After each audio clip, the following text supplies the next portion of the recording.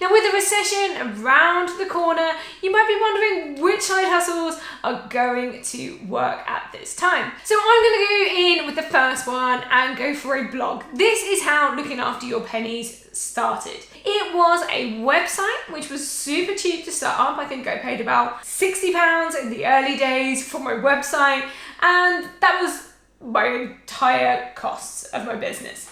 And I just started writing. So I found something that I was interested in, so money, and I started writing about that. I was talking about the ways that I was saving money and I was making my maternity pay go further, and started sharing that online. I believe that this is going to work in a recession because everybody is just spending more and more time on the internet. We cannot afford to go out quite so much, so we are either looking for things to entertain ourselves or we're looking for solutions to our problems. Obviously, it doesn't have to be talking about money, but perhaps you are able to share your knowledge and wisdom on a topic that can help somebody out. Most blogs make money from things like advertising revenue and affiliate marketing.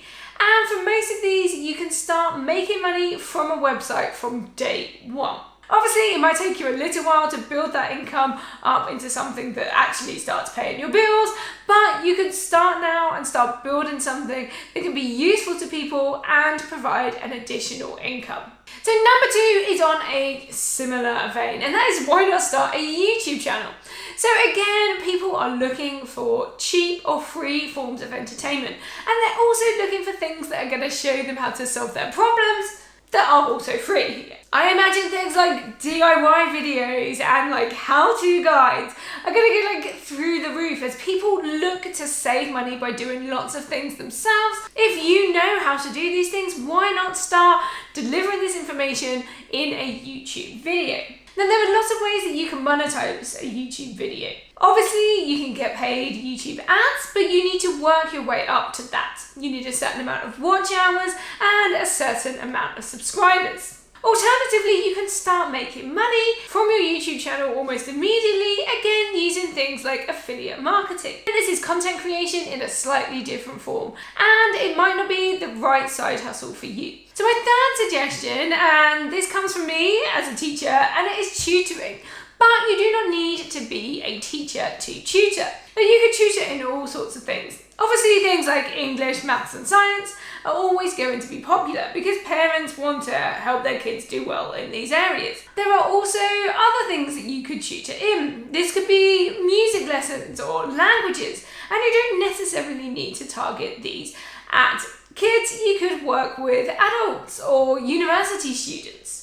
Now, you could do this privately by setting up a website, or you could look for either one of the larger websites that helps tutors find tutees, or you could go for a smaller local group that allows you to do in-person tutoring. So the fourth one is, why not write some books? Now, I'm not saying that they have to be, fully published and you need a literary agent or any of this sort of thing. You could go down the Amazon Kindle Direct Publishing route. So let's say you've got some skills and knowledge, expertise about a particular topic. Maybe this is something that you do in your day job that you're just really good at and people are constantly asking you how to do this. You could turn that into a book and then upload it onto Amazon. Once it's on there, essentially Amazon takes over. They will then produce your book, they will send it out, or they'll distribute a digital copy. They'll pass on your share of the profits. I think again, people are looking for cheap solutions. We might turn to books as a way to solve our problems.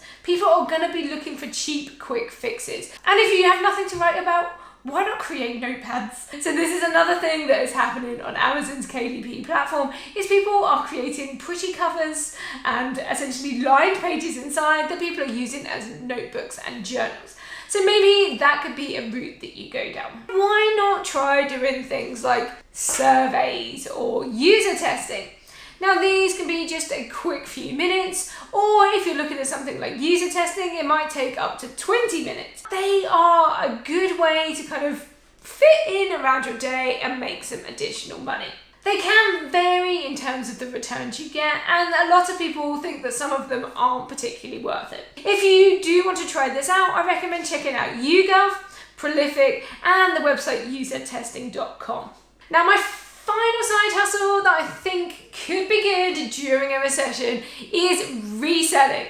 So this is where you go and you reduce things that maybe you found at like car boot fairs or Facebook Marketplace and these sorts of locations, and then you sell it on at a profit. I think a lot of people are going to be clearing stuff out of their homes as a way to make additional money, and you can probably get some stuff at a pretty good price. You can sell these on eBay or Vinted, or even stick them back onto Facebook Marketplace. You do need to remember that any money you make from these side hustles is going to be liable for tax. So please do your research about that, or check out my video on this topic.